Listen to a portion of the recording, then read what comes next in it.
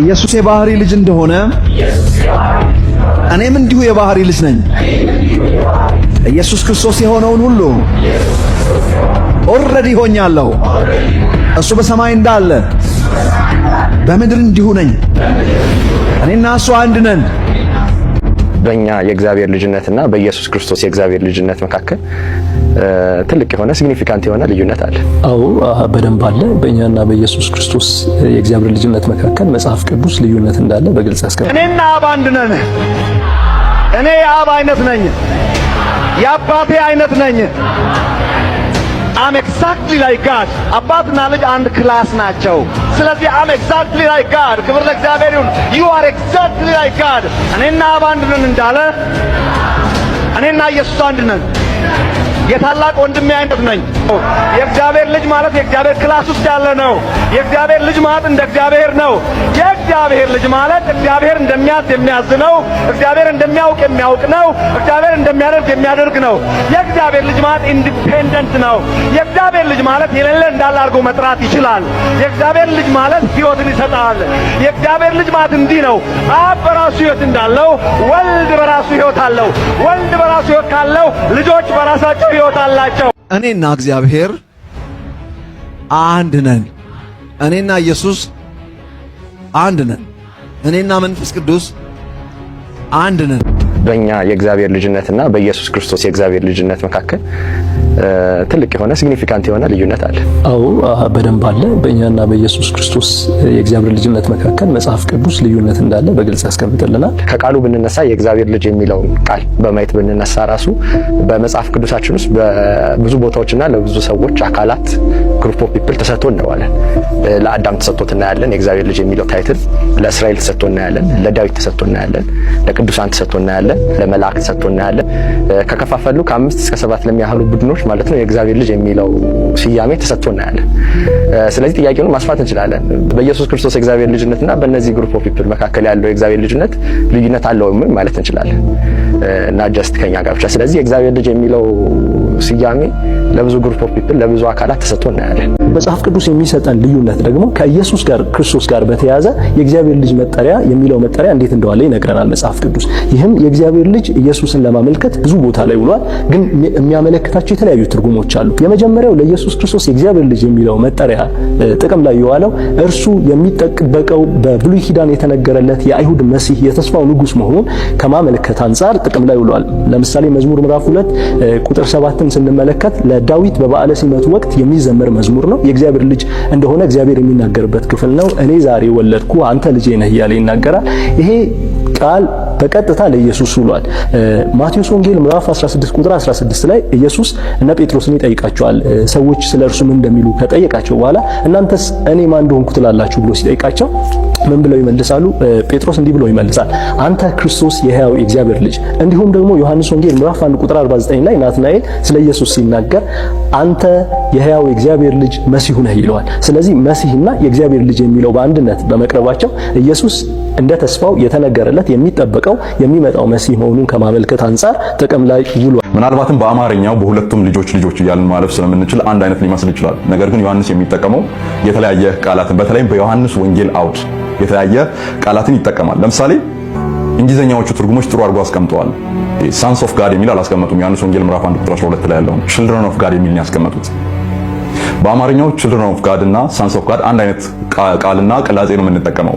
ነገር ግን ግሪኩ ላይ ስንሄድ ቻይልድ ለሚለው ቴከኖን የሚል ቃል ሲጠቀም፣ ልጅ ለሚለው ደግሞ ፊዮስ የሚል ቃል ይጠቀማል። ዮሐንስ በጽሁፉ ቀላቅሎት አያውቅም። ይሄንን ነገር ቴከኖንን ለኢየሱስ ክርስቶስ ተጠቅሞ አያውቅም። ኪዮስን ደግሞ ለሰው ልጆች ተጠቅሞ አያውቅም። የኢየሱስ ክርስቶስ የእግዚአብሔር ልጅነትና የኛ የእግዚአብሔር ልጅነት የሚለያይበት የመጀመሪያው መንገድ ኢየሱስ ክርስቶስ ልዩ የሆነው ዩኒክ የሆነው የእግዚአብሔር ልጅ ስለሆነ ነው። ይህንንም ለማስረዳት የምንጠቀምበት አንድ ቃል አለ፣ አንድ የግሪክ ቃል አለ፣ ሞኖጂኔስ ይባላል። ሞኖጂነስ በአማርኛ አንድ ወይ ደግሞ አንድያ ተብሎ በተለያዩ የመጽሐፍ ቅዱስ ክፍሎች ላይ የተተረጎመው ማለት ነው። በዮሐንስ ጽሑፎች ውስጥ 5 ቦታ ተጠቅሶ እናየዋለን። 1:18፣ 5:18 የተለያዩ ቦታዎች ላይ ተጠቅሶ እናየዋለን። ስለዚህ ሞኖጂነስ የሚለው የግሪክ ቃል አንድ ወይ ደግሞ አንድያ ተብሎ የተተረጎመው የግሪክ ቃል የሚያመለክተው ነገር ምንድነው? ልዩነትን ነው፣ ዩኒክነስን ነው የሚያመለክተው። ሶስት ልጅነት የባህሪ ልጅነት ነው። የኛ ልጅነት የልደትና የውርስ ልጅነት ምንድነው የባህሪ ልጅነት ማለት? ኢየሱስ የእግዚአብሔር ልጅ ነው ስንለው ልክ በስጋ ውሰድና ልጅ ስንል አንድን ሕፃን ልጅ ከምን ተነስተን? በስጋ ልደት አባትየው በእድሜ ይቀድማል፣ አባትየው በእውቀት ይቀድማል። ልጁ ገና የመጣ ነው፣ የአባትየው ኬር ያስፈልገዋል። ከአባቱ ጋር የሚሰራ አይደለም፣ አባቱ ለሱ የሚሰራ ነው። ይሄ በሰው ልማድ ማለት ስንወስድ እና ከዛ አንፃር አይደለም። ልጅነት ማለት በኢየሱስና በእግዚአብሔር መካከል ያለው ልጅነት የባህሪ አንድነት ማለት ነው። ልጅነት ይዚኳልቱ ባህሪ። እኛ ራሱ ልጅነት ስንሆን እኮ ከመለኮት ባህሪ በተስፋ ቃል እንድንካፈል ነው። ኢየሱስ ክርስቶስ ግን የባህሪ ልጁ ነው። ምን ማለት ነው? አምላካዊ ባህሪያት የምንላቸው። ለምሳሌ ኢየሱስ እንዲህ አለ፣ እኔና አብ አንድ ነን አላለም? እኔና አብ አንድ ነን የሚለውን የተለያየ እንግሊዝኛ ቀለል ያለ ቨርሽን ፈልጉና ነው።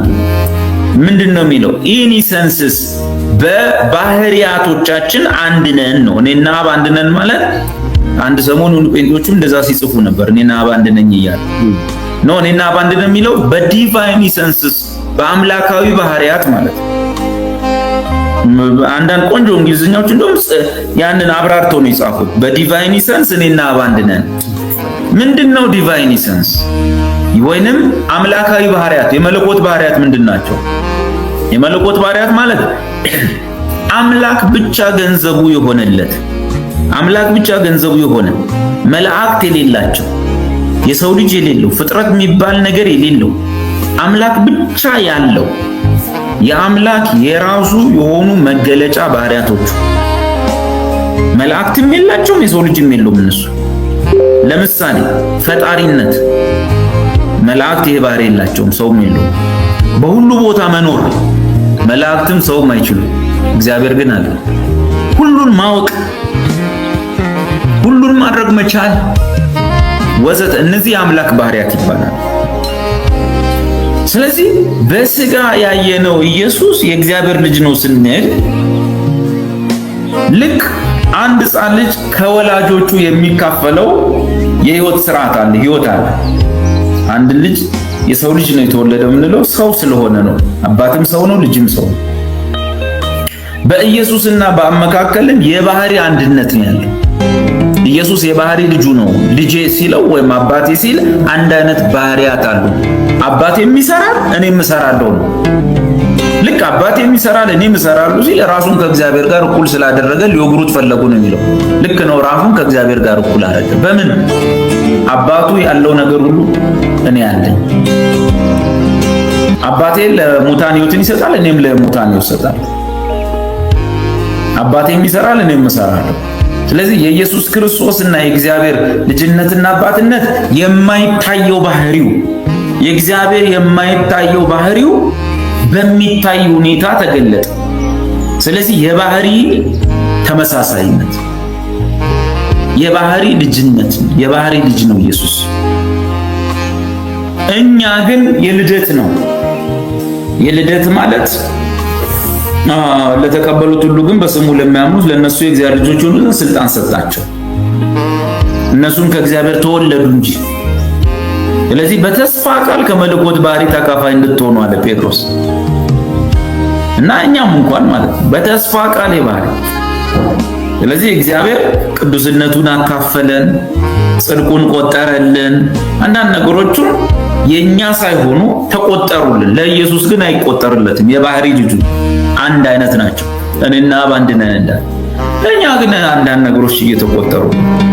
ከዛ ከሁሉ በላይ ልጅነትን ልጅ ያሰኘው የኛ ከውርስ አንፃር የእግዚአብሔር ወራሾች ነን ከክርስቶስ ነው። ከዛ አንፃር ነውና ኢየሱስ የባህሪ ልጁ ነው፣ እኛ የልደት ልጆቹ፣ የልደት ልጅ ብቻ። ዛሬ ቁጭ ብለህ እዚህ ፊት ለፊታችን እኔ ፈጣሪ ነኝ ብለህ ታስባለህ? ያኔ ዳኒ እንደዚያ ነገር እንደዚያ አይመለስም። ኖ አውቄ ነው የምጠይቅ። ለምን እንደምጠይቅ ታውቃለህ? አንዳንድ ወገኖች ተቸግረዋል። ከሰደቡን በደንብ ይስደቡ። በጣም አሪፍ ጥሩ። ከጠየቀኝና እንደዚህ እድሉን ካገኘው እንዳውም ጥሩ አጋጣሚ ነው። ወደ 300 ይስደቡ። በቃ አሁን አስጠንቅቄ ነው የጠየቅኩት። የተጣመመ አማርኛ የለም፣ አስጨንቄው አይደለም፣ የተደገነበት ጠመንጃ የለም። ኃይልሻ ዛሬ አምላክ ነኝ ካለ በስነ ስርዓት አምላክ ካልሆንኩም አምላክ አይደለሁም እያልክ ነው የምትናገረው። በጣም አሪፍ። ሲጀመር ይሄን ልናገር፣ አንተም ህሊናም ሁለታችሁም አዳምጡ። እኔና እግዚአብሔርን በተመለከተ እግዚአብሔር ፈጣሪ ነው፣ እኔ ፍጡር ነኝ። እግዚአብሔር አምላኬ ነው፣ እኔ አምላኪ ነኝ። እግዚአብሔር አባቴ ነው፣ እኔ የተወለድኩ ልጁ ነኝ። እሱ ጅማሬና ፍጻሜ የለውም፣ እኔ ጅማሬ አለኝ ፍጻሜ ባይኖረኝም። የተፈጠረ ሰው ሁሉ ለዘላለም ስለሚኖር ማለት ነው። ጅማሬ አለኝ። ጅማሬ ማን ነው? ራሱ እግዚአብሔር ነው። ኦልራይት። ስለዚህ ማን ነኝ? እኔ ሰው ነኝ። እግዚአብሔር ደግሞ ማን ነው? እግዚአብሔር ነው። ህሊና የሚሳደብ ሰው በሙሉ አደራሽም በጌታ እያንዳንዱ አንድ ክፉ ነገር የሚጽፈውን ቶሎ ብሎክ። ኦኬ አድሚን አንቺ እየተከታተል አልፈልግም። የተሳዳቢ ጓደኛ መሆን ስለማልፈልግ እኔ የሚሰድበኝ ሞልቶኛል፣ በቃ ተርፎኛልና በሙሉ አንድ ነገር አታስቀሪልኝ። ባን ነው ታርገው ድጋሚ እንዳይመጣ ተመልሶ ሌላ ጊዜ እንዳያየ አስጠፊ ቶሎ። ኦልራይት ዛሬው ከኔ አፍ ሰምታችኋል። እንግዲህ እግዚአብሔር ፈጣሪ ነው፣ እኔ ፍጡር ነኝ፣ አምላኬ ነው። ተመሳሳይ ጥያቄዎች አሉ። አሁን ኃይልሻ ምን ብሏል? እግዚአብሔር ኦምኒፖተንት ኦምኒፕሬዘንት። ወደዛ እመጣላለሁ። እቺን አጋጣሚውን አግኝቼ እኮ እቺን ላጥራ ብዬ ነው ዳኒ። ጥሩ አጋጣሚ፣ ብዙ ሰውም እያየን ነው። ወደ ኦልሞስት 400 ሰው እያየን ነው። ገባ። እኔም በተመለከተ ብዙ ሩመር ስላለ አጋጣሚውን ተጠቅሜ እኮ እቺን እንትን እየተናገርኩ ነው። ጥሩ ጥያቄ ስለጠየቀኝ ወደዛ ወደ ባህሪ እመጣላለሁ። ኦልራይት እንግዲህ እግዚአብሔርና እኔም በተመለከተ ምላሽ አግኝታችኋል ማለት ነው። እሱ ፈጣሪ፣ እኔ ፍጡር ነኝ። አባቴ ነው፣ እኔ ልጁ ነኝ። እሱ ጅማሬ የለውም፣ እኔ ጅማሬ አለኝ። ስለዚህ እኔ ሰው ነኝ፣ እሱ አምላክ ነው፣ እግዚአብሔር ነው። ተግባባን። በዚህ ከኔው አፍ ሰምታችኋል። ከዚህ ውጭ ከሰይጣንም ከመላእክም አሰሙ ማለት ነው። ኦልራይት ኢየሱስን በተመለከተስ ኢየሱስ ምን ነው? ዳኒ ወደ ጠየቀኝ ጥያቄ እመጣለሁ። ኢየሱስ ክርስቶስ ከስላሴ አንዴ ቀናነቴን ከተቀበልክ ስለ ኢየሱስ ታች የሚፈልጉ ሰዎች ይቅርታ ዳኒ በቃ ይኸውልህ እያወራ ነው አይደለ? በየመሃሉ እየገባ መናገር የጀመረውን ነገር እንዳይጨርስ አታድርገው፣ ይጨርስ። ከዛ በኋላ ጠብቀ ጥያቄ ጠይቅ። ሲስተር ከአንቺ በተሻለ መልኩ ኃይልሻ፣ አንዴ ተረጋጊ። ከአንቺ በተሻለ መልኩ ኃይልሻ ከታች ላሉ ሰዎች መናገር ያለበትን ነገር አውቃለሁ ሲስተር እና እኮ እየተናገረ ነው። ስለዚህ ጠብቀው እያሉ ሁለታችሁም ጥሩ ልጆች ስለሆናችሁ ኦኬ ይቀበላሉ። ህሊናዬ ልጁም አጠያየቁ ዳኒም የሚጠይቀኝ ምንም እንኳን ከኔ ጋር ተመሳሳይ ቲቺንግ ባይኖረውም እኔን ክሊር ሊያደርግ የፈለገው ነገር አለ። ለምን ባጠፋው ነገር ይውረዱብህ። ባጠፋው ነገር አላጠፋም። እሷም አባባሏ ለምንድን ነው አመጣጤ ስለገባት ነው እንጂ ሁለታችሁም ያው እፈልጋችኋለሁ። እዚህ ጋር ጥሩ ነው። ልቀቂው። ዳኒ የፈለገውን ይጠይቅ፣ ችግር የለውም። አንቺ የምታደርጊው አሁን ለጊዜው ለአንቺ እድል ሰጥሻለሁ። የምትጠይቂው ጥያቄ በአጋጣሚ ጠቃሚ የሆነ ነገር ኦን ቢሃፍ ኦፍ ፒፖ አንቺም ጥያቄ ታነሻለሽ። ግን እስከዛ ድረስ አንቺ ተሳዳቢ፣ ኔጌቲቭ ነገር የሚጽፍ አሸዋፊ በሙሉ ብሎክ ነው የምታደርግልኝ። እሺ ኦልራይት ዳኒ ለጠየቀኝ ጥያቄ እሺ ጎሄ ዳኒ ምንድን ነው ያልከው? አሁን የሚጠይቅ ሰዎች ታች ያሉ ሰዎች ካልተመቻቸው ይጠሉኛል፣ ከተመቻቸው ደስ ይላቸዋል። ለአንተ ግን ወሳኝ ነገር ነው የሚሆነው። አማርኛ ነው የሚሆነው፣ እንግሊዝኛ የለበትም። በደንብ አዳምጠኝ።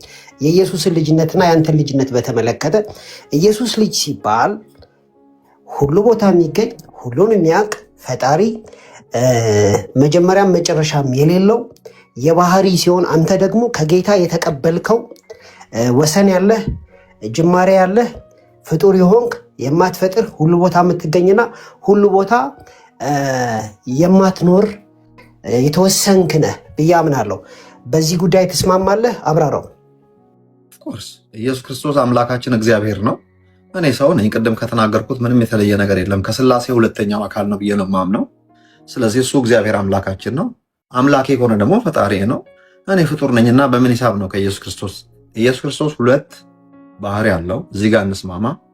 ተዋህዶ የሚለውን ኮንሰፕት ለጊዜው አስቀምጥልኝና ፍጹም አምላክ ፍጹም ሰው ስለሆነ በሰውነቱ አቅጣጫ ታላቄ ከመሆኑ ውጪ አንድ አይነት ነን ከኃጢአት በስተቀር በነገር ሁሉ ወንድሞቹን ሊመስል የተገባ ሆነ በሚለው ቃል እንዳትከራከረኝ አንተ። እሺ የኔን አቋም ነው እየሰማ ያለው ዛሬ።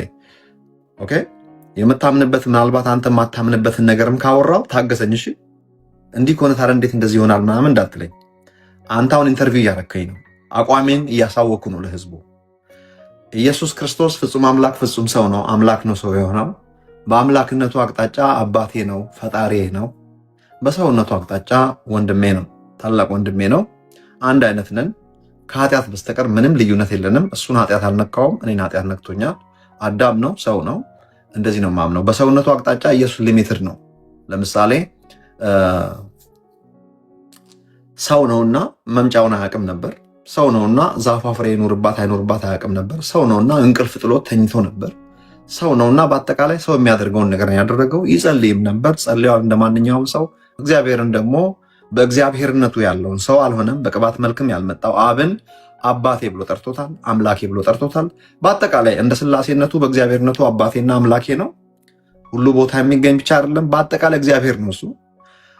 እኔ በሰውነቱ አቅጣጫ ደግሞ ሰው ሆኗል፣ መጥቶ የኛ ሲቲዝን ሆኗል። ወደዚህ ዓለም ወደኛ ዓለም መጥቶ ሲመጣ ደግሞ ዝም ብሎ በሌላ አካልም አልመጣም፣ ሰው ሆኖ ነው የመጣው። መጽሐፍ ቅዱስም ከእግዚአብሔር ዘንድ የተገለጠ ሰው ነበር ስለሚል ከዛ ሰው ጋር 100% ያን ልጅ ዘርቶ ነው እግዚአብሔር ልጆችን ያጨደውና አንድ አይነት ነን። ይሄን ነው የማምነው። ወደሚቀጥለው ጥያቄ ሄድልኝ። ይህ አሁን የተናገርከውን የቴዎሎጂካል ቋንቋ ሳረገው ኃይልሻ ያለው እኔ የጸጋ ልጅ ነኝ የተሰጠኝ ነኝ፣ ጌታ ኢየሱስ ደግሞ የባህሪ ልጅ ነኝ እያለ ነው ማለት ነው። ታችላላችሁ። አይ እንደዛ ነው ያልከው። አይ ላብራራ አላልኩም። ስለመወለዴ ስላልተናገርኩኝ እኔ በኦንሊ ቲንግ ልመልስ የሞከርኩት እዚህ ጋር አንድ አይነት ናቸው ወይ ለሚለው ነው የመለስኩት እንጂ እንዴት የተወለድከው ለሚለው ነገር እሱን እድል ከሰጠኸኝ እሱን ደግሞ ልመልስ። ኦራይት የተወለድን የዘር ልጆች መሆናችንን ነው የማምነው እንጂ የጸጋ ልጅ የሚለውን አልቀበልም፣ አላምንም፣ አምኜም አላውቅም። የዘር ልጅ መሆኔን የተወለድኩ መሆኔን ነው የማውቀው። ለዚህም ማረጋገጫ የሚሆኑኝን ጥቅሶች ቶሎ ልጥቀስና ልመልስለት ለሱ። የመጀመሪያው ጥቅሴ ከእርሱ ተወልዳችኋልና ዘሩን በእናንተ ይኖራል የሚለው ነው። ኖን ወደኋላ ሊድ እንዳውም ሰውን በመልኩና በአምሳሉ ፈጠረ የሚለው ነው ለእኔ ከእግዚአብሔር መወለድ ማለት። መወለድ ሲባል በሂውመን ተርም ካሄድን ደዝንት ሜክ ሴንስ። ከማህፀን መውጣትን ወይም ደግሞ ሚስት አግብቶ በስነ ተዋልዶ መወለድ ልክ በስጋ ከእናቴና አባቴ በመጣሁበት ሲስተም አይነት ከሆነ ደዝንት ሜክ ሴንስ። መንፈሳዊ ቋንቋ ነው እያወራን ያለ ነው። ልጅነት የሚለውን ቋንቋ እንግባባ። ስለ ኢንቲሜሲ ነው የሚያወራው ሲጀመር። የኛ ልጅነት የኛ ኢንቲሜሲ ግን ሌሎችም ልጆች እስራኤልም ልጅ ተብሏል። መላእክትም ደግሞ አንድ ቦታ የእግዚአብሔር ልጆች የተባሉበት ቦታ አለ። እንግዲህ እነሱም ስለ ኢንቲሜሲ ነው የሚያወራው ማለት ነው። እስራኤል በተስፋው ቃል ልጅ ስለሆነ ነው። እስራኤል ለቤተ ክርስቲያን ጥላ ስለሆነች በተስፋው ቃል በብሉይ ኪዳን ኮንሰፕት ኦፍኮርስ የእግዚአብሔር ልጆች ናቸው፣ ምንም እንኳን ዳግም ባይወለዱ። መላእክት የእግዚአብሔር ልጆች የተባሉበት ደግሞ የእግዚአብሔር ቤተሰብ ስለሆኑ የእግዚአብሔር ወገን ስለሆኑ ከእርሱ ጋር ስላሉ እንደ ልጆቹ ስለሚቆጥራቸው ልጆች ተብሏል። ነገር ግን የእኛ አይነት ልጅነት አለም ያላቸው። የእኛ ግን ልጅነት የጀመረው ዘፍጥረት ምዕራፍ 1 ላይ በመልኬና በአምሳሌ ባለው ቃል ያ ነው የእግዚአብሔር ልጅ ያስባልን። ሌላ ምን ልክ ቁርጥ እንደኔ ይሁኑ። እውነት ለመናገር ባራህ የሚለው ሄብሩ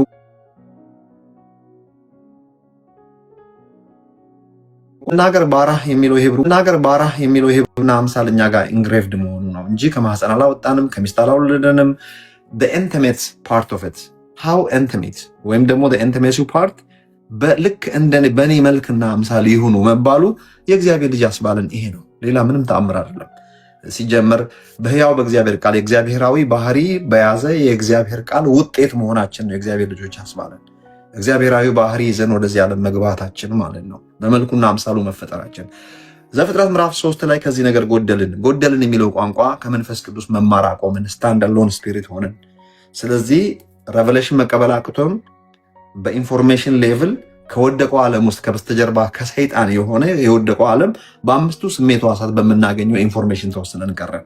ምክንያቱም ውድቀት ውስጥ ነንና። በክርስቶስ ኢየሱስ የተመለሰልን እንግዲህ ተቋርጦ የነበረው አምፕላግድ የነበረው ፕላግድ ሆነ። ሪሴት ነው ያደረገን። ሌላ ምንም የተፈጠረ ነገር የለም።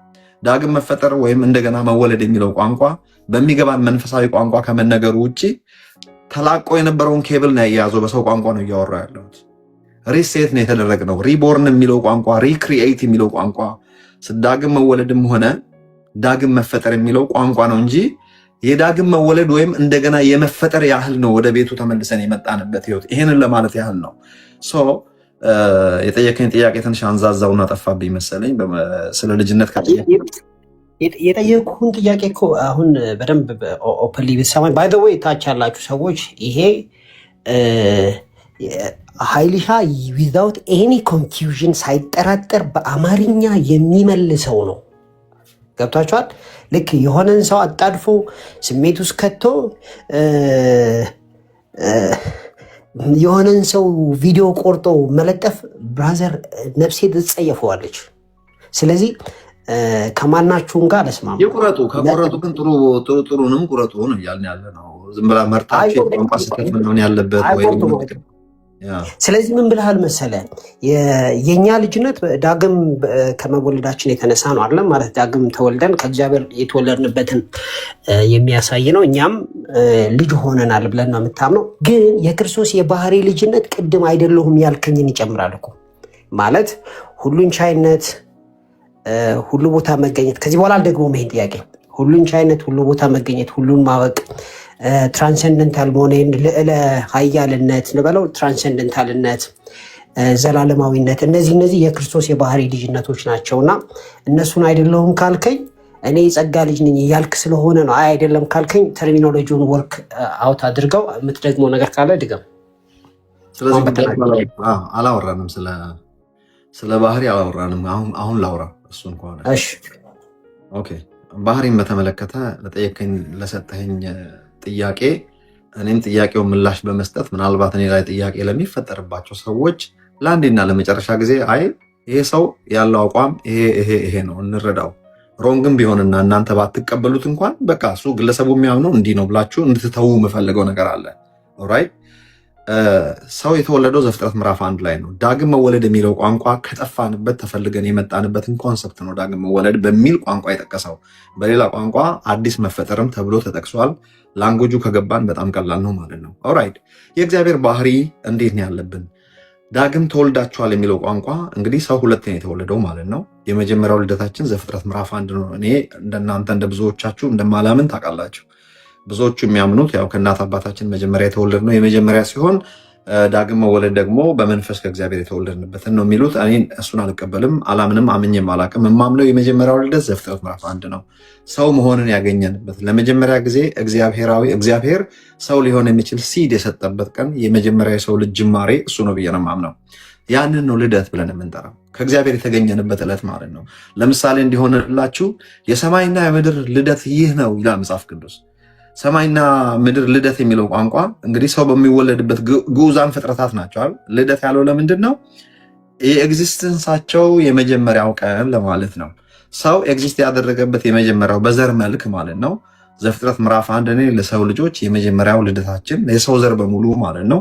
ሰው ሊሆን የሚችል ዘር እግዚአብሔር ፕሮሲድ በሰጠበት ቀን ያ ልደታችን ነው። ኦራይት። እግዚአብሔር እንግዲህ በመልኩና በአምሳሉ ሲፈጥረን እዚህ የጠየቀውን ጥያቄ እየመለስኩ ነው።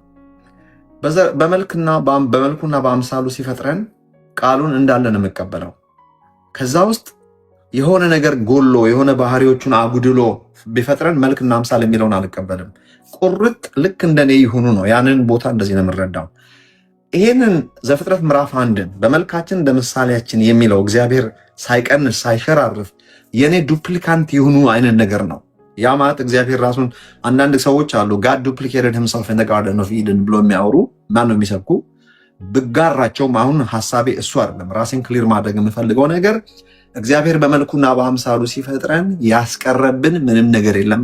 ካርበን ካፒ ነን ከእግዚአብሔር እና የተገኘ ነው። የዛ እግዚአብሔር የተናገረው የዛ የቃሉ ውጤት ነን። የእግዚአብሔር ቃልና እግዚአብሔር አንድ ናቸው። ከእግዚአብሔር አብራክ ከፋዮች ነን ማለት ነው በሰው ቋንቋ። ይህን ሐሳብ ያዙልኝና ወደ አዲስ ኪዳን ላምጣችሁ። ወደ አዲስ ኪዳን በማመጣችሁ ሰዓት በእውነተኛ ጽድቅና ቅድስና የተፈጠረውን አዲሱን ሰው ለብሳችሁታል። ቆላሲያስ ምዕራፍ 2 ቁጥር 10 ላይ ያለውን ወይም ደግሞ ኤፌሶን ምዕራፍ 4 ላይ ያለው ወረድ ብላችሁ ወደ 20ዎቹ አካባቢ ስታነቡ በእውነተኛ ጽድቅና ቅድስና የፈጣሪውን መልክ የፈጠረውን ምሳሌ የሚመስለውን እንዲመስል በእውቀት የሚታደሰውን ይላል፣ የሚመስለውንም ይላል ቆላሲያስና ኤፌሶን ማለት ነው። ሶሪ እንግዲህ ተመልከቱ፣ መጽሐፍ ቅዱስ እንዲህ ይላል፣ ወንድሞች ሆይ አሁንም እንደምንሆን ገና አልተገለጠም፣ ነገር ግን በሚገለጥበት ጊዜ እሱን እንደምንመስል እናውቃለን። ከእርሱ ተወልዳችኋልና ዘሩን በእናንተ ይኖራል። እነዚህ መንፈሳዊ ቋንቋዎች ማውራት መቻል አለብን። ስፒሪቹዋል ተርሚኖሎጂስ መጠቀም አለብን። ይህን ሂውመን ተርም ማለት ነው። ከእርሱ ተወልዳችኋል ሲል እግዚአብሔር ሴት አይደለም፣ ከማፀን ስለመውጣት አይደለም የሚያወራው። በሚገባን ሂውመን ተርም የተነገረን ቋንቋ ነው። ለዚህ ትራንስሌሽን የምንፈልግ አይመስለኝም። የመለኮታዊ ባህሪ በተስፋው ቃል የተመለኮታዊ ባህሪ ወራሾች እንድንሆን ፓርቴከር ኦፍ ሂዝ ዲቫይን ኔቸር ነው የሚለው። ዊ ፓርቱክ ሂዝ ቬሪ ሶሪ፣ በአማርኛ ልናገረው የመለኮታዊ ባህሪ ተካፋይ በተስፋው ቃል እንድትሆኑ የሚለው እሱን ያዙልኝ። ብዙ ላይ ጨቃጭቅ ይችላል። እርሱት ከእርሱ ተወልዳችኋልና ዘሩ በእናንተ ይኖራል የሚለውን አስምሩልኝ።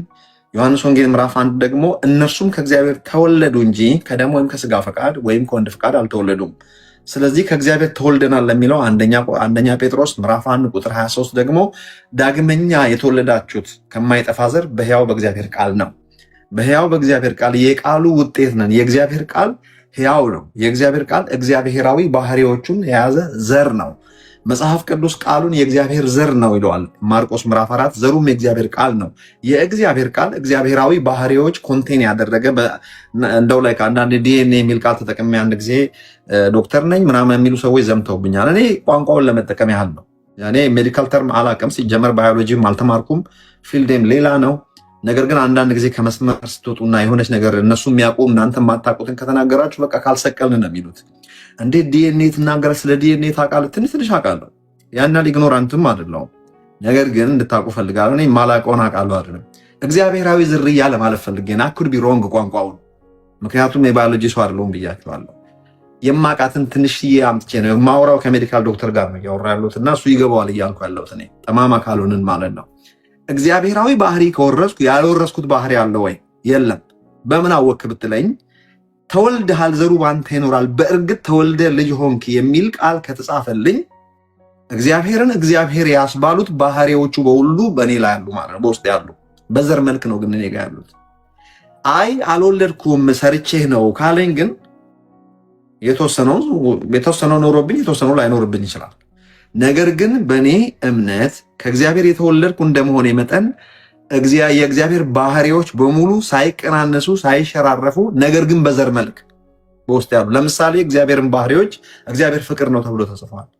የፍቅር ባህሪ ያለው ያ የፍቅር ባህሪ በዘር መልክ ነው በውስጥ ያለው እንጂ ኃይሉ ዮሐንስ በአሁኑ ሰዓት እግዚአብሔር እንደሚወድ ይወዳል ወይ? ከየት አምጥቼ ነው የምወደው? እግዚአብሔር እንደሚወድ ስሰድበኝ ሰድብሃለሁ፣ ስታናደኝ እናድድብሃለሁ። እንደው አንዳንዴ ራሴን መግዛት እንኳን ቢኖርብኝ ምንሳሳት ይቅር ማለት እንኳን የሚከብደን ሰዎች ነን። ነገር ግን አስቡ፣ የእግዚአብሔር ፍቅር ሳይሸራረፍ ነው በእኔ ያለው።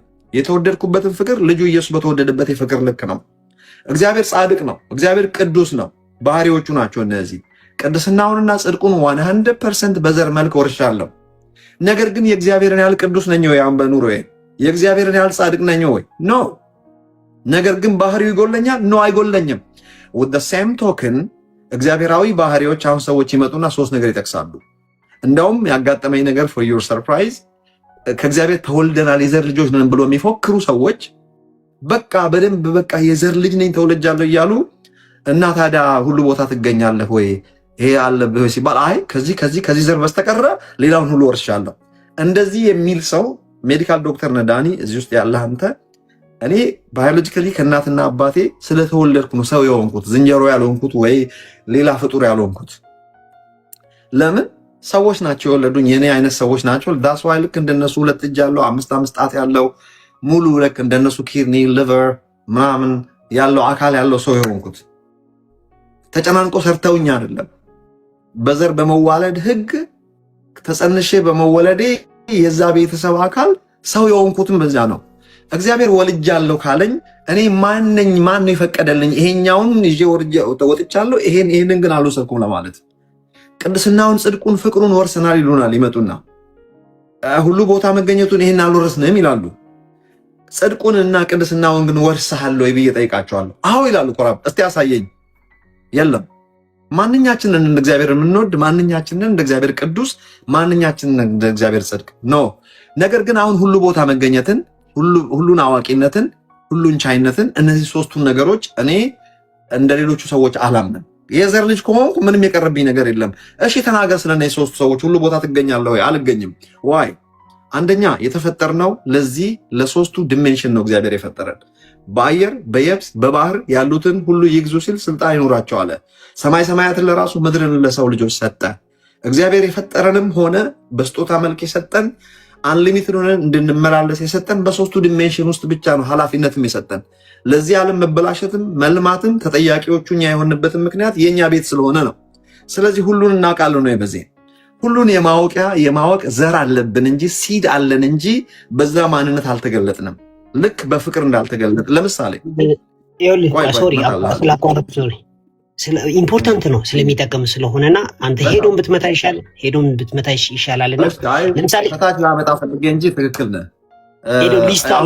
ሊስት ስላለ ሊስት አለ እኔ ጋር ደወሪ ከጌታ የወረስካቸውንና ያልወረስካቸውን እንደ ምርጫ ላቅርብልህ። ለምሳሌ ሰልፍ ኤግዚስተንስ ጌታ ለማንም የማያካፍለው ስለሆነ አንተ ሰልፍ ኤግዚስተንት አይደለህም ማለት በራሴ ቆምክ አይደለም። እግዚአብሔር ነው ሰልፍ ኤግዚስተንት። ይሄ እግዚአብሔር አትሪቢዩት ነው። ይሄን ታውቃለህ። እግዚአብሔር ሲጀመር ፈጣሪ እንጂ ፍጡር አይደለም። ጅማሬ የለውም። ሰልፍ ኤግዚስተንት ነው። እኛ ጅማሬ አለን። ቅድም ተናግሬያለሁ። ከእግዚአብሔር የወጣንን እናትና አባቴ ነበሩ፣ እኔ አልነበርኩም።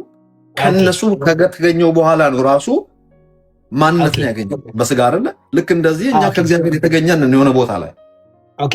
ሰልፍ ሰፊሽንሲ አንተ በራስህ ሰልፍ ሰፊሽንት አይደለም። እግዚአብሔር ግን ሰልፍ ሰፊሽንት ነው አይደለም? አይደለንም። ምን ጥያቄ የለውም። በተፈጠረልን ዓለም ውስጥ ግን ኃላፊነትን ለምሳሌ ኢንዲፔንደንት ላይፍ ሰጥቶናል። ለዛ ነው ለውድቀታችንም ለመነሳታችንም እኩል ተጠያቂ የምንሆነው። ለምን አሁን ሼር ወደምናረገውና ወደማናረገው ባህሪ እየገባን ስለሆነ ማለት ዘላለማዊነት፣ አይለወጤነት፣ ሁሉ ቦታ መገኘት፣ ሁሉን መቻል፣ ሁሉን ማወቅ እና ደግሞ ወሰን የሌለሽነት ይሄ የእግዚአብሔር ባህሪ ሲሆን ለእኛ አላካፈለው ማለት እሱ አለኝ አትልም አይደል? አይደለም፣ እንደዛ አይደለም። ይሄ የሚተረጎመው መልሴ እንደዛ አይሆንም። ዳኒ መልሴን ታገሰኝና ትንሽ መልሴን አስተካክዬ በመልስ ጥሩ ስለሆነ ነው። በየስ ወር ነው ከመለስኩልህ ጥሩ አይሆንም። ምን መሰለህ? ለምሳሌ ለሚያምን ሁሉ ይቻለዋል ተብሎ ተጽፏል። ወይም ደግሞ ይህንን ቅንጣት ያክል እምነት ቢኖራችሁና ይህን ተራራ ከፊቴ እልፍ በል ብትሉት ይታዘዝላችኋል ካለ በኋላ የሚሳናችሁ የለም ይላል። እችን ሁለት ጥቅስ ያዙልኝ እስቲ። የሚሳናችሁ የለም የሚለውንና ለሚያምን ሁሉ ይቻለዋል የሚለውን። አሁን ስለ ሁሉን ቻይነት ነው የሚያወራው። ሁሉን ቻይነት ሲባል ያ ሰውዬ ትራፕ ሊያደርገኝ የሞከረው ያ ከኔ ጋር የተከራከረው ሰውዬ እዚህ ጋር ነው እና ለሚያምን ሁሉ ይቻለዋል። እንደገና ደግሞ የሚሳናችሁ የለም ተብሎ ጽፏል። የሚሳነው የሌለው እግዚአብሔርን ብቻ ነው የምናውቀው። ሁሉን ቻይ እግዚአብሔርን ብቻ ነው የምናውቀው። እስቲ ሁሉን ከቻልክ ተነስና እስቲ ጨረቃ ፍጠራ ነገር ነው ያለኝ ሰውየው ምን አልኩት እኔ በጣም ስላናድደኝ አስፈላጊ ከሆነ መፍጠር ግን ተፈጥሮ ስላለቀ ኦልሬዲ እስቲ አስቡ። ጨረቃ ለምሳሌ መፍጠር ቢቻልና ሌላ ጨረቃ አምጥተን የሆነ ቦታ ብንደነቅር በማግኔቲክ ፊልድ የተያያዘ ነው፣ ኦርደር ይዞ የተቀመጠ ነው። መንፈስ ቅዱስ በኢንችና በእንትን ለክቶ ነው ኢንስቶል ያደረገው። በመሳሳብና በመቀራረብና በመገፋፋት የተያያዘ ነው እያንዳንዱ ሶላር ሲስተም እና ይህንን አንድ የሆነ ወይ ከቦታ እንኳን ብታዛቡ ዓለም ፍጻሜ ሆነ ማለት ነው። ተገጫጭቶ ጠፋ ማለት ነው። እኔ ለሰውየው የመለስኩለት ስላናደደኝ እቺን ይዞን የሚያላዝኑት ሰዎች ግን ወደ ጠየቀኝ ፖይንት ልምጣ። በተፈጠረልን ዓለም በትሪ ዲሜንሽን በአየር በየብስና በባህር ውስጥ እግዚአብሔር ሁሉን ቻይ አድርጎናል። ሁሉን አዋቂዎች አድርጎናል። ሁሉ ቦታ የምንገኝ አሁን ይህንን እንግዲህ ሁሉ ቦታ መገኘቱ እንኳን አልተጻፈም። ነገር ግን ለወደፊት ምን እንደምንሆን አናውቅም። ለወደፊት የምንሆነው ምንድን ነው? እሱን እንደምንመስል እናውቃለን እንደሚለው። አሁን ምን እንደምንሆን ገና አልተገለጠም። ኖ ፊውቸር ሰርፕራይዝ ኦፍ ኮርስ። ነገር ግን በሚገለጥበት ጊዜ እሱን እንደምንመስል እናውቃለን። ምን ይመስላል እሱ? ሁሉን አዋቂ፣ ሁሉ ቦታ የሚገኝ፣ ሁሉን የሚችል እና ሁሉን ቻይ ነህ ወይ አንተ? በእርሱ ጸጋ ለሚያምን ሁሉ ይቻለዋል ተብሎ ተጻፈ። ይሄ ፖቴንሻሉ በአማኝ ውስጥ አለ ማለት ሁሉን ችሎ አሁን ልክ እግዚአብሔር የሚችለውን ሁሉ ቻለ ማለት አይደለም። ሰው ፍቅርም ጽድቅም ቅድስናም ልክ ሁሉም አንድ አይነት ነው። ሁሉ ቦታ ትገኛለህ ወይ? አልገኝም ሁሉ ቦታ። አንደኛ በዚህ በኮንፋይንድ ባዲ ውስጥ ነው እግዚአብሔር ያስቀመጠን፣ ሊሚትድ አካል ውስጥ ነው ወስዶ ያስቀመጠን። ሁለተኛ ነገር ደግሞ ለሶስቱ ዲሜንሽን ነው የተፈጠርነው። ያኛው ዓለም የኛ አይደለም ሲጀመር ሌላው ዓለም። በዚህ በተፈጠረልን ዓለም ውስጥ እግዚአብሔራዊ ባህሪ በዘር መልክ እንዳለብን ነገረን እንጂ ይሄ አለ ይሄ የለም አላለንም። ለምን እንፈላሰፋለን? እኔ ሁሉ ቦታ መገኘት አልችልም፣ ሁሉን አላውቅም። ነገር ግን ሁሉን የማውቅበት ፖቴንሻል መንፈስ ቅዱስ የሚባል አለ በውስጤ። በእግዚአብሔር ልብ ውስጥ ያለውን መርምሮ የሚያውቅ ያው መንፈስ ተሰጠን ነው የሚለው። ስለዚህ የእግዚአብሔር መንፈስ ለእኔ የእውቀት የሶርስ ከሆነ የእኔ የማወቅ ጠባብነት እንጂ የሶርስ ልዩነት የለኝም ማለት ነው። በእግዚአብሔር ልብ ውስጥ የሚያውቀውን አንሊሚትድ እውቀት ተገጥሞልኛል። ነገር ግን የማውቀው የአቅሜን ያህል ነው። ምክንያቱም ጠባብና ትንሽ ነኝ እኔ። ሰው እንዲያድግ ተደርጎ የተቀመጠ ነው። አድጎስ ምንድን ነው የሚሆነው? አድጎ እግዚአብሔር ይሆናል? ኖ። አድጎ አድጎ ጥሩ የእግዚአብሔር ልጅ ይሆናል። ወደ እግዚአብሔር ፍጹም ሙላት ደርሳችሁ እስክትሞሉ የሚለው ቃል ክርስቶስ ኢየሱስ በነበረበት ልክ እንድትሆኑ። ክርስቶስ ኢየሱስ ምንድነው? የእግዚአብሔር የሆነውን ነገር ኮፒ ፔስት ማድረግ የሚችልበት ፖይንት ማለት ነው። እንደ ሰው የተገለጠው ኢየሱስ ከአባቱ ያየውን ያልተሸራረፈ፣ እሱ ጋር የሚሸራረፍ መልእክት የለም። እኛ ጋር እኮ ተሸራርፋ በአየር ላይ ብዙ ነገር አለ። ትንሿን ነገር ነው የእግዚአብሔርን ነገር የምንይዘው። እንደ ኢየሱስ ክርስቶስ የአብን ነገር ከመንፈስ ቅዱስ ሙሉ መማር ወደምንችልበት ከፍታ እስክንደርስ ድረስ እድገት እንደማያቋርጥ ይናገራል። ሁሉ ቦታ ትገኛለህ ወይ? አልገኝም። ሁሉን ታውቃለህ ወይ? አላውቅም። ሁሉን ትችላለህ ወይ? አልችልም። ነገር ግን የዚህ በዘር መልክ እነዚህ ነገሮች ውስጥ ያለ በምን አወቁ ካልክ እግዚአብሔር ሳይቀንስ ሳይፈላሰፍ እኔን ራሱን አስመስሎ እንደፈጠረኝ ነግሮኛል። በሚገለጥበት ጊዜ እሱ እንደምን መስል እናውቃለን ይላል። ለምን እፈላሰፋለሁ? እኔ እግዚአብሔር ፍቅርም ቢሆን እሱ እንደሚያፈቅር አላፈቅርም። ቅድስናም ቢሆን እንደሱ ቅዱስ አይደለውም። ጽድቅም ቢሆን እንደሱ ጻድቅ አይደለውም። ሁሉ ቦታ መገኘትም እንደሱ አይደለውም። እግዚአብሔር በመልኬና በአምሳሌ ፈጠርኩ ካለኝ ሳልፈላሰፍ የእግዚአብሔር አይነት ነኝ። ምንም የሚጎለኝ ነገር የለም። በዘር መልክ በውስጤ አለ። ነገ ተነገ ወዲያ ወዴት እንደሚሄድ አላውቅም። ነገር ግን የተፈጠርኩት ለዚህ ለሶስቱ ዲሜንሽን ስለሆነ I'm still limited to this natural world. That's what my conclusion is all about. Thank you. ስለዚህ እግዚአብሔር ለሰው የማያካፍላቸውን ነገሮች አሉኝ እያልክ አይደለም። የምንካፈላቸውን ነገሮች ደግሞ ላንብብልን። የምንካፈላቸውን ነገሮች በመልኩና በአምሳሉ እስከፈጠረኝ ጊዜ ድረስና የፈጣሪው መልክ መምሰሌ ከተነገረኝ ከእርሱ መወለዴ ከተነገረኝ የተወሰነ ፓርቲ ይዘህ ተወለድክ ካለ መወለድ የሚባለውን አልቀበልም። ሲጀመር ወልጃለሁ ካለኝ በእውነት ቃል አስቦ ወለደን ከተባለና በእርግጥ እግዚአብሔር ወልዶኝ ከሆነ የተወሰነ ባህሪ ከልክሎ የተወሰነ ባህሪ ይዞ ወለደኝ ማለት እናትና አባቴ ሲወልዱ እነሱ ልዘረዝርልህ ነው። እናትና አባቴ ሲወልዱኝ ወይ እጄን ወይ ኪድኒ ወይ ሊቨር ወይም ደግሞ ሳምባ እችኛውን ፓርት አልሰጠውም። ነገር ግን በመልኬና በአምሳሌ ወለድኩ ብለው አይ እችን እንኳን አንሰጥህም ቢሉኝ ወይ እግር ወይ እጅን ቢነሱኝ እንደዚያ ማለት ነው። እግዚአብሔር ደግሞ ይሄን አላለንም። በመልኬና በአምሳሌ ነው የፈጠርኩ፣ ልክ እንደኔ እንድትሆን ያደረግኩ። ዛሬ በስጋ ስላለ ኮራፕትድ ባዲው ስላለ የወደቀው ዓለሙ ስላለ ብዙ ላይገባ ይችላል።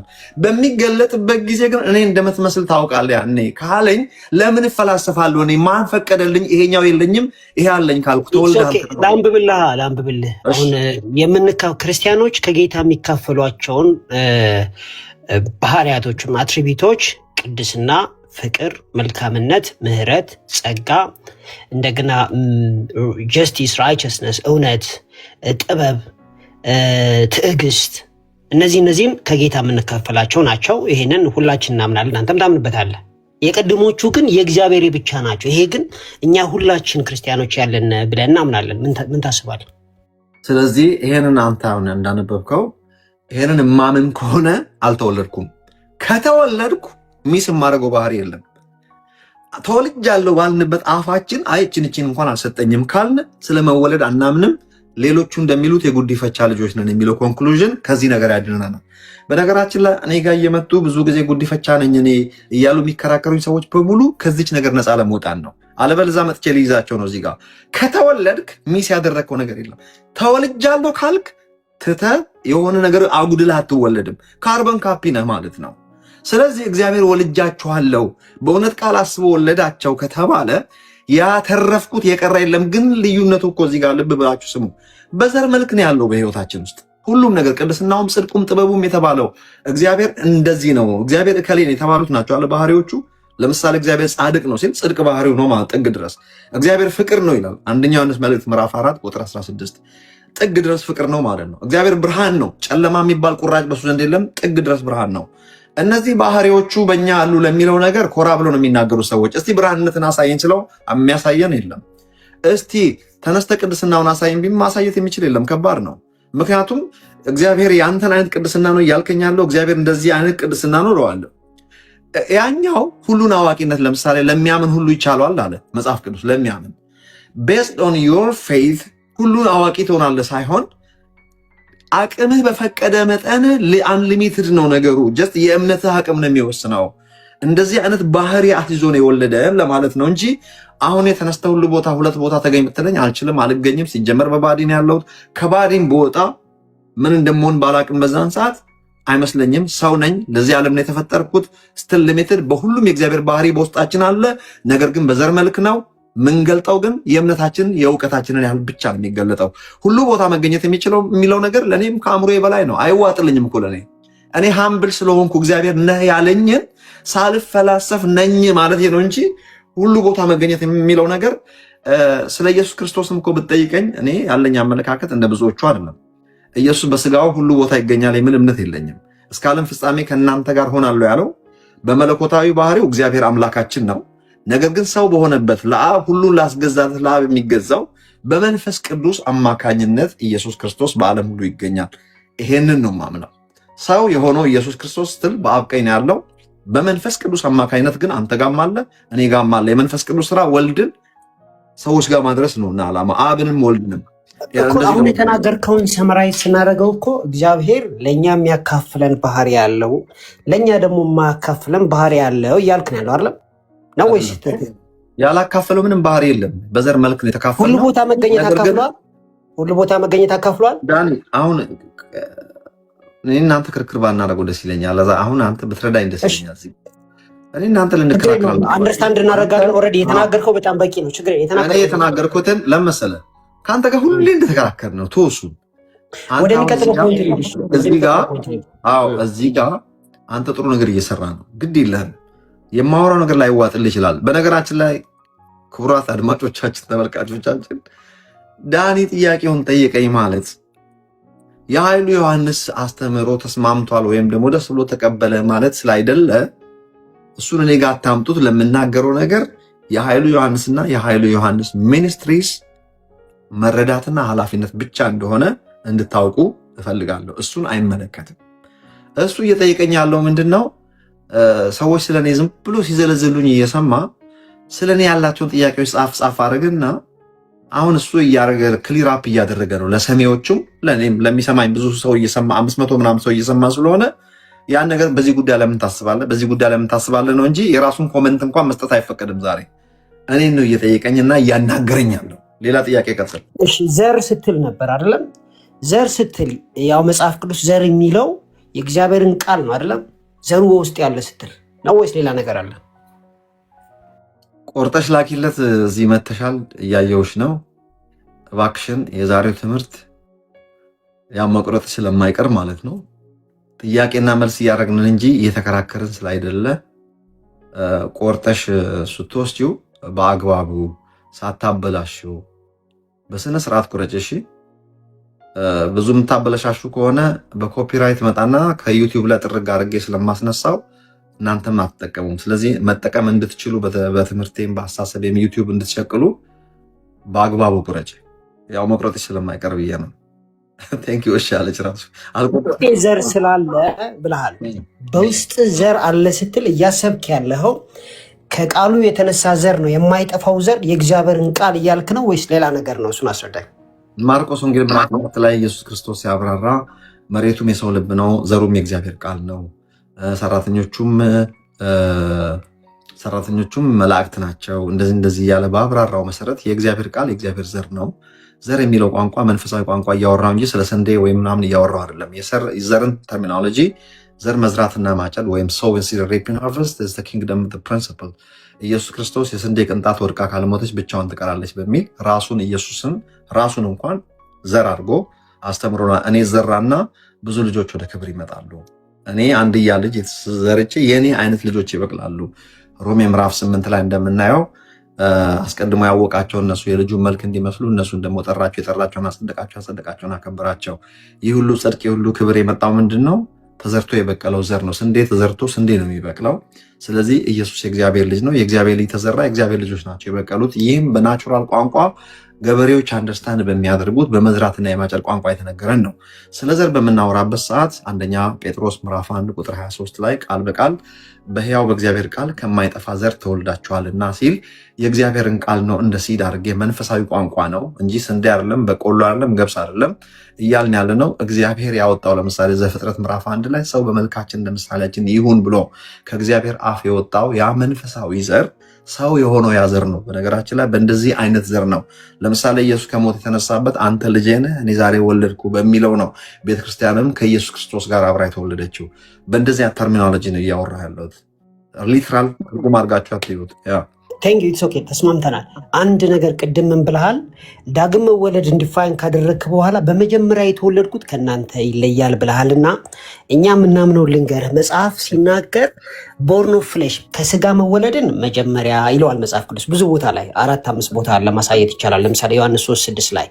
ስለዚህ እሱን የመጀመሪያ መወለድ ይልና ዳግም መወለድ ደግሞ ከመንፈስ ቅዱስ ወይም ከውሃና ከመንፈስ ብሎ ነው የሚያስረዳው። አንተ ይሄንን ፓርት እንድታብራራው ነው። ያው የእኛን ከገለጥኩልህ በኋላ ከአዳም ጋር ነው ማያይዘው የመጀመሪያ ውልደቴን ስላልክ አዳም እንደተወለደው የአንደርስታንድ ግን እኛ ተሳሳትን ብለህ ታስባለህ። ስጋ መወለድን መጀመሪያ የመንፈስ መወለድን ሁለተኛ ስንል ተሳስታችኋል እስካልክ ይሄንን አሁን የጠቀስኩልህን በስጋ መወለድን መጀመሪያ ማለታችን በምን ቤዝ ነው ስተት ነው የምትለው? ሲጀመር አዳም ለእኔ መጀመሪያ አይደለም። ከአዳም ያገኘሁት ይህን የለበስኩትን አካል ብቻ ነው ያገኘሁት። ዘሩም ሲቆጠር ሄዶ የአዳም 2 ሊኔጅ፣ የአንደኛው ሊኔጅ አዳም የእግዚአብሔር ልጅ ብሎ ነው የሚያበቃው። በነገራችን ላይ አንተ ብዙ የአባቶችን ታሪክ ብዙ ወደኋላ ሄደ ቸርች ሂስትሪ በጣም የምታጠና ልጅ ነህ። እንዳየሁት ከሆነ አንድ የወደድኩልህ የተመቸኝ እንዳሁን በዚያ ነው። አባቶች ብዙዎች አባቶች እነ ተርቱሊያን ሳይቀሩ ብዙዎች ትልልቆቹ ኦልሞስት በሙሉ ማለት ይቻላል አዳም የእግዚአብሔር ልጅ እንደሆነ ይስማማሉ። ሰው ኦሪጂናሊ የእግዚአብሔር ልጅ የሚለውን ቋንቋ ልጅ የሚለው ምንድን ነው የሚለውን ባያብራሩም ሰው የእግዚአብሔር ልጅ መሆኑን ብዙ አባቶች የቸርች ሂስትሪ ላይ ብዙ ለማመሳከር ሞክሬያለሁ። በእኔ ባለኝ የእግዚአብሔር ልጅ እንደሆነ እኮ አውቃለሁ። አዳም የእግዚአብሔር ልጅ ነው። አንተ ግን ፈርስት የተወለድከው ከእናትና አባት ነው። ቀጥሎ ደግሞ የእግዚአብሔር ልጅ ሆነ። ወደዛ ልመጣ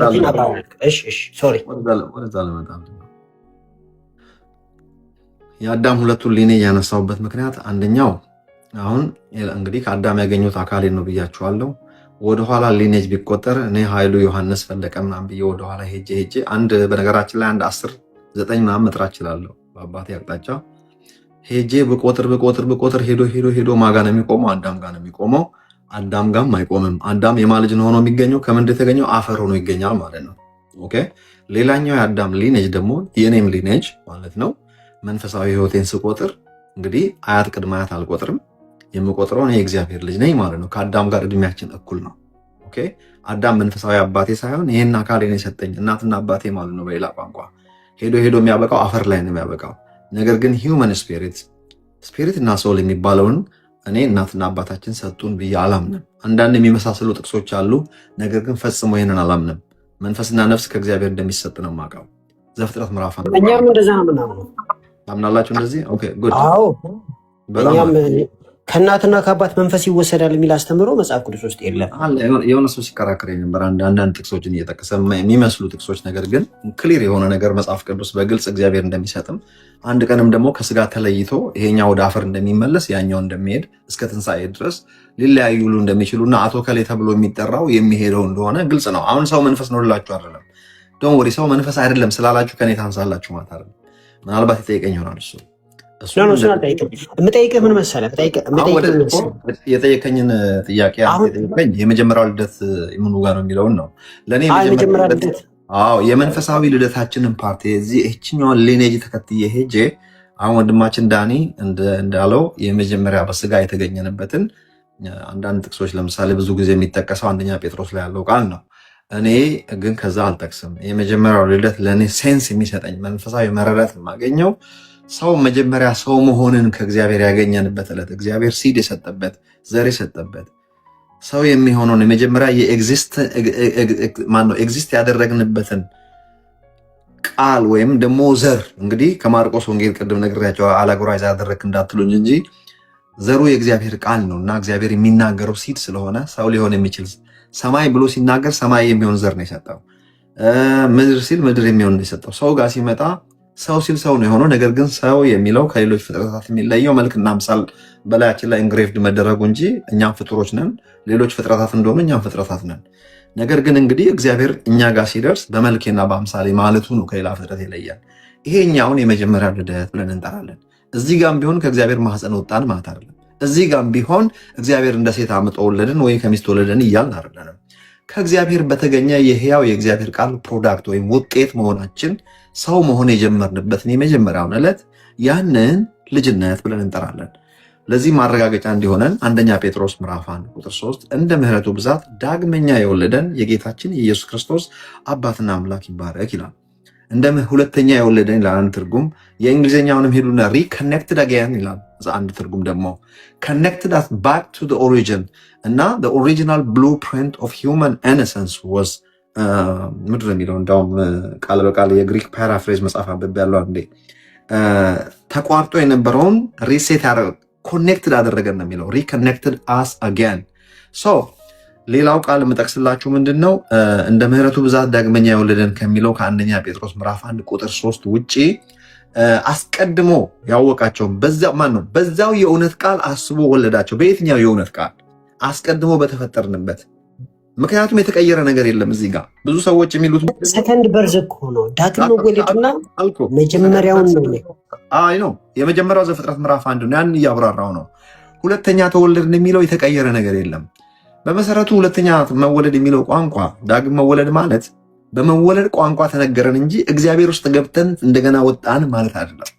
ከጠፋንበት ተፈልገን የተገኘንበትን ፕሮሰስ ዳግም የመወለድ ያህል ወይም የመፈጠር ያህል እንደገና የተፈጠርኩ መሰለኝ ሲሉ ሰምታችኋል። ሰዎች ከመደሰታቸው የተነሳ ዛሬ ለእኔ እንደ አዲስ የተወለድኩ ወይም እንደተፈጠርኩ ነው ራሴን የምቆጥረው ይላሉ አይደለም። ሲያጋንኑ ለእኛ ላይገባን ይችላል።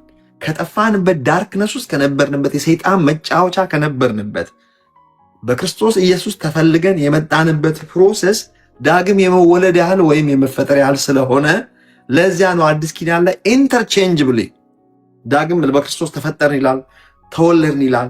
ማንም በክርስቶስ ቢሆን አዲስ ፍጥረት ነው ይላል። እንደገናም ደግሞ በዛ እውነት ቃል አስበው ወለደን ይላል፣ ዳግም መወለድ ይላል፣ አዲስ ፍጥረት ይለዋል። እነዚህ ሁለት ቋንቋዎች እውነት ለመናገር ከማህፀን መውጣትም አይደለም፣ ከሚስት መወለድም አይደለም። ከጠፋንበት ተፈልገን የመጣንበትን ፕሮሰስ በእንደዚህ አይነት ቋንቋ ገልጦታል ማለት ነው። ሰው ስለዚህ ስንቴ ነው የተወለደው ማለት ነው? እውነቱን እናውራ ከተባለ ሰው አንዴ ነው የተወለደው ወይም የተፈጠረው። የሁለተኛ ዳግም ልደት የተባለልን ምንድን ነው? ከጠፋንበት የመጣንበትን ይሄንን የገለጠው በምንድን ነው? በመወለድ ወይም በመፈጠር። ምክንያቱም አዲስ የመፈጠር ያህል ነው ይሄኛው። ተስፋ የተቆረጠብን ተስፋ የሌለን ሰዎች ፈጽሞ መንገዳችን ከመንገዱ ሐሳባችን ከሐሳቡ ሰማይ ከምድር ተራርቀን የነበርን ሰዎች በእግዚአብሔር ምሕረት ኢየሱስ የሚባል መንገድ ወደ ዓለም መጥቶ መንገዳችንን ከእግዚአብሔር መንገድ ጋር መርጅ ያደረገበትን ወደኋላ ስንመለከት ይህ ዛሬ ላይገባን ይችላል። አንድ ቀን ግን ከዚህ ዓለም የምንሄድበት ቀን ይመጣል። ያለታ ነው የሚገባን። ዛሬ ብዙ ላይገባን ይችላል። ዳግም የመወለድ ወይም የመፈጠር ያህል ስለሚቆጠር ይህንን በዚህ ቋንቋ ከመጥራት ውጭ ምንም የተቀየረ ነገር የለም። ኢትስ አ ላንጉጅ አፍተር ኦል። ይህንን ነው ማምነው። የገባው ገብቷል። ፕሊስ እዚህ ጋር ምንም ሳትነካካብኝ ወደሚቀጥለው ጥያቄ የኔ መረዳት ነው። ዳኒ ቻሌንጅ አታርገኝ። ምን መሰለህ ቻሌንጅ አታርገኝ የምልህ ኖ ቻሌንጅ ላደርጋለሁ ጨረሰብኝ ስለፈለግኩ ነው። አዎ ለምን መሰለህ ያንተን እኔ ክርክርህን ጠልቼ አይደለም። የምወድልህን ብዙ ነገር አለ። ቴንክ ዩ ሶ ማች ጋይስ፣ በጣም አመሰግናለሁ። አታበላሽብኝ እያልኩ ነው። ለምን መሰለህ የኃይሉ ዮሐንስ ነው ይሄ። የሚሰድበን ሰው ስላለ አታስወጭም። አሁንም ተኩላ የሚል ሰው አለ። ለምን ቶሎም አታስወጭው? ባን ነው የምታደርጊው። እሺ ኮሜንቱን አለ የምታጠፊው። ባን ድጋሚ እንዳይመጣ ሁለተኛ ጓደኛ ሁለተኛ እኔ ያለውበት ዝር እንዳይል የሚራገም የሚሳደብ በባን ወይ በብሎክ ብቻ። ምክንያቱም እንደዚህ አይነት ሰው ላወያ አልፈልግም፣ እንዲመጣብኝ አልፈልግም። እነሱ ናቸው ሪፖርት የሚያደርጉን ብዙ ችግር የሚያመጡብን። ቶሎ አጥፊልኝ። እሺ ቀጥል ዳኒ። አይ ቲንክ አሁን አንተም እየሰማህ በግልጽ ቀለል ባለ አማርኛ እንደሰማችሁት ኃይሉ ኦምኒዎቹ ነኝ አላለም። ኦምኒ ፕሬዘንት፣ ኦምኒ ዋቴቨር የተባሉትና የእግዚአብሔር ትራንሰንደንታል የሆኑ ባህሪያቶችን ነኝ አላለም። በተቃራኒው ደግሞ ከእግዚአብሔር የተቀበልነው ነገር እንዳለም ሰምታችኋል።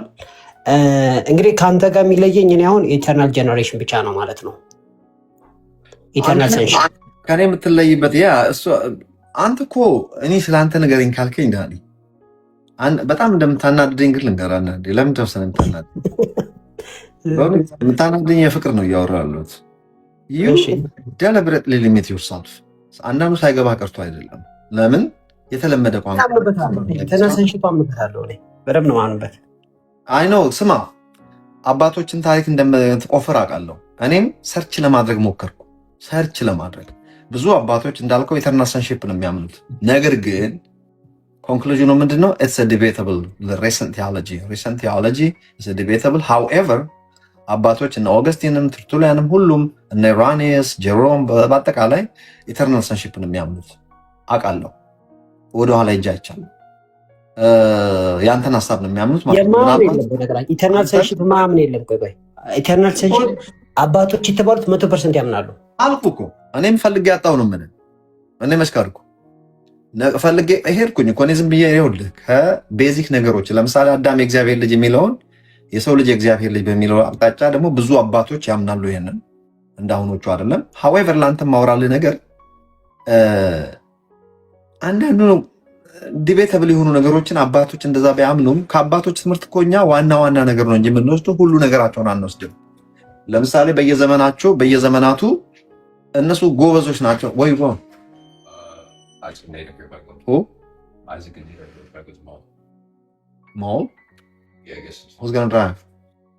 ሚት አድርገው አይደለም እየወጣ ነው። ኦኬ ምን እያልኩ ነበር? በጌታ ኢተርናል ሰንሺፕ አባቶች በሙሉ ያምናሉ ብዬ ነበር። ከርዕስ አምውጣና እሱንም ከጠየቀኝ እሱንም ቻንስ ከሰጠኸኝ ያንተ እንዳለ ሆኖ እኛ እናምናለን፣ ግን የተወሰኑ ስኮላሮች ዘላለማዊ ልጅነቱን ያምናል። እኔ ኃይሉ ዮሐንስ አላምንም። ይሄንንም ይኸው ምንም አልመጥመጥም። እኔ ምንም ዳርዳር አልልም። ለምን እንደማላምን ዲቴል እንኳን ብዙ መናገር ባልችልም ያው ከነሱ ጋር ብዙ ሳወራ ነው የኖርኩት። ከኔው አፍስሙ እኔም አላምነው ምንድነው ወደ አባቶችም ሄጄ ቼክ ለማድረግ ሞክሬያለሁ። መጀመሪያ መጽሐፍ ቅዱስን ነው ቼክ የማደርገው። ቀጥሎ ደግሞ ባይብል መቼም ዘሎ እኛ ጋር አልመጣም። በመሃል አባቶች አሉ ይህም ባይብል ከናናይዝ ያደረጉብልን ጎበዝ ሰዎች አሉ። ታንክ ዩ ሶ ማች ጋይስ፣ በጣም አመሰግናለሁ። ምን ነበር የሚያምኑት እነዚህ ሰዎች? እንግዲህ ከሐዋርያት ቀጥሎ የተነሱትን አባቶች በሙሉ ስኮላሮችን፣ ማንኛውም ሁሉ አባቶች የማየው እንዴት ነው? እኔ መልካሙን ከመካከል ወስዳለሁ። ለምሳሌ አሁን እነዚህ ትልልቅ ሰዎች አንዳንዱ ዛሬ የማናምናቸውን የተናገሩም ነበሩ። ለምሳሌ የተንጋደደ ነገር ለምሳሌ ማነው ስሙ ኦሬገን የሚባል ሰው የእግዚአብሔር ምሕረት ለጥጦ ሰዎች ሁሉ ይድናሉ ወደ ማለትና እንዳውም ሰይጣን እንኳን ሄዶ በእግዚአብሔር ምሕረት ብዛት ምሕረቱን ለማጋደን ነው። እሱ ግን ደስ የሚለው የጥንታዊ አባቶች ምንድን ናቸው? ሮንግ ፓርቱን አውግዘው ሰውየው ሙሉ በሙሉ ዳምፕ አያደርጉም። አሁን ኦሬገን ከቸርች አባቶች እንዳንዱ ይወሰዳል። ሴንት የሚለውን ማዕረግ ባይሰጡትም ጂኒየስ ነው፣ በብዙ ነገር ጎበዝ ነው። ሲሞትም ደግሞ ለጌታ መስዋዕት ነው የሞተው። ከዛ የተነሳ እንደ መስዋዕት ምንድነው የሚባለው ሰማዕት ነው። ደብድበውት ነው የሞተው። የስ ስለ ጌታ ውድ ሕይወቱን አሳልፎ ሰጠ። አቆስለውት ነው የሞቱት። ግን ስህተቶችም አሉት አልኩ። እሱን ነው የምልህ። ስህተት የሌለበት የለም። 100% የምንቀበለው ባይብልን ነው። ክሪዶችንም ቢሆን ለምሳሌ ኒቂያ፣ ሌሎች ክሪዶችን ቢሆኑ ጉባኤዎች ሲሰበሰቡ በደረሱበት መረዳት ቢሾፖቹ ተሰባስበው አርጊው አድርገው ዲቤት አድርገው ግድ የለም ይሄን ነገር በዚህ መልኩ ብናየው ይሻላል በሚል ስለ ስላሴ ለምሳሌ ባይብል እነሱ ባሉት ወይም ደግሞ ዛሬኛ በምናምነው አይነት መልኩ ያስተማረ ሐዋርያ የለም። ስላሴ ግን ስላሴ የማያምን አባት አንድ ለናሙና የለም። ከፓፒያስ ጀምሮ ስሩአውት በደንብ ነው የሚያምኑት። እዚህ ጋር ያው ታውቃለህ ዳኒ ፈርም ቢሊቨር ኦፍ ትራዩን ጋር ነኝ እኔ። ስላሴ ማምን ነኝ። ስላሴ ላይ ቀልድ አያውቅም ልል የፈለግኩት እኔ ባይብል ላይ ይሄ ነገር ክሊር ተደርጎ ዛሬ በምናስተምረው አይነት መልኩ አልተጻፈም አልኩኝ እንጂ የትሪኒቲ ጉዳይ ምንም ልናደርገው የምንችለው ነገር አለን። ቢብሊካል ነው። ከዘፍጥረት ከዮሐንስ ራእይ እግዚአብሔር አንድ አምላክ በሶስትነት ለዘላለም የኖረ አምላክ ምንም ልናደርገው አንችልም። ይሄ ግልጽ ነው። ነገር ግን አባቶች ኮይን ያደረጉበት ምክንያት ለምንድን ነው? ለምንድን ቁጭ ብለው አንድም ሶስትም በሚል ቁጭ ብሎ ፎርማት ያወጡለት ለምንድን ነው? ብዙ መናፍቃን እያስቸገሩ ክፍተት ስላለ። ልክ አሁን ሙስሊሞች ዛሬም ስለ ስላሴ ያወሩ ነበር። እነ መሲ ዛሬ ሐዋርያዊት መሲ አስገብታ የነበረ አስወጡኝ። መጨረሻ ላይ ምንድነው እነሱ አሁን እስላም በተደጋጋሚ ስለ ስላሴ ነው የሚያወሩት። ለምን ክሊር አይደለማ? እንድናስተምረውም አልነበረም። ለዛ ነው ሐዋርያት ክሊር አድርገው ያልጻፉት። በተገለጠበት መገለጥ ብቻ የስላሴን ነገር የምናምነው እንጂ ኢየሱስ ያድናል እንደሚለው ስላሴ አንድም ሶስትም ብለን በእንደዚህ አይነት የምንጨናነቅበት አልነበረም። አሁን ግን ምንም ማድረግ አንችልም። ለምን ኦልሬዲ ቨልነረብል ሆኗል አካባቢ። አንድ ደቂቃ ብቻ አስጠኝ መሲ ስላል ስሟን ስለጠራ አላህ ስላሴ ብሎ ሲያስብ ኢየሱስ ማርያምና አላህ ብሎ ነው የሚያስበው። ገብታችሁ አንብቡና አብ ወልድ መንፈስ ቅዱስ የሚለውን አያውቅም። አላህ እኮ ስላሴን ሲያስብ ኢየሱስ ማርያምና አላህ ብሎ ነው የሚያስበው። አይ ማርያምን እንኳን አይደለም። እኔ ሁሉ ሰው 500 ሰው አስቀምጫዋሻለሁ እንዴ? አላህ የሚያስበው የቁርአን ቨርስ አለ በዚህ ነገር ላይ ምን ጥያቄ አለው? ማርያምን ነው ሶስተኛ አድርጎ የሚቆጥረው ሙስሊም? አዎ። ቆይ በነገራችን ላይ ሰዓት እንዳንወስድ እንጂ አንድ ሙስሊም ሰው ገብቶ ይህን ነገር ቢያረጋግጥልኝ ደስ ይለኛል። ሙስሊም የሆነ ሰው ካለ ቁርአን የሚያውቅ አንድ ቁጥር ጻፍልኝ እስቲ፣ ቶሎ በሉ ሙስሊሞች። አንድ ብላችሁ ጻፉና ከዛ በኋላ መጣችሁ በነገራችን ላይ ኦኬ፣ ቆይ ጽፏል። ቆይ እና አንተ እያለህ ይህን ሰው መጠየቅ ፈልጋለሁ። ለምሳሌ ማንን ልጠይቅ? ሌሚ ኤክስፕሌን ፕሊዝ። ይኸውላችሁ ቁርአን ውስጥ አብ ወልድ መንፈስ ቅዱስ አንድ አምላክ የሚባል የለም ተብሎ የተጻፈ በፓራፍሬዝም ቃል በቃልም የለም። እባካችሁ ክርስቲያኖች አብ ወልድ መንፈስ ቅዱስ እኔም ልቦልክ አይደለም ትችላለህ፣ መብት ነው። በሚሳደብ ካገኛችሁ ርህራ የለም። ምክንያቱም ተክላለ እና ቁርአን ውስጥ ችግር የለም። አብ ወልድ መንፈስ ቅዱስ ክርስትናንም የሚሳደበውንም ሁለቱንም አውጡልኝ። ለምን ከእኔ ከሙስሊሞችም ጋር ሰላም አለኝና። እሺ አብ ወልድ መንፈስ ቅዱስ እያላችሁ ክርስቲያኖች የምታምኑትን ነገር አቁሙ። አብ ወልድ መንፈስ ቅዱስ ውሸት ነው፣ አላህ አንድ ነው የሚል ከቁርአን ውስጥ ካለ ዛሬ እኔ እስላም ሆናለሁ። አይ ጥያቄው እሱ አይደለም ዳኒ። ጥያቄው ስለ ስላሴ አሳያለሁ። ደወሬ ሶስት አምላክ ያመልካሉ ብሎ እኔ አላህ ሶስት አይደለውም እና ሶስት አምላክ ብሎ የሚያመልኩ ሸሪክ ኃጢአት ምናምን እነዚህ አልሙናፊቅ ምናምን እየተባለ ጥቅሱን ላስታውሳ። ጥቅሱ ምን መሰለ የሚለው አላህ ኢየሱስን ማርያም አለችበት ስላሴ ውስጥ። ድምፅ ሚዩት ነው።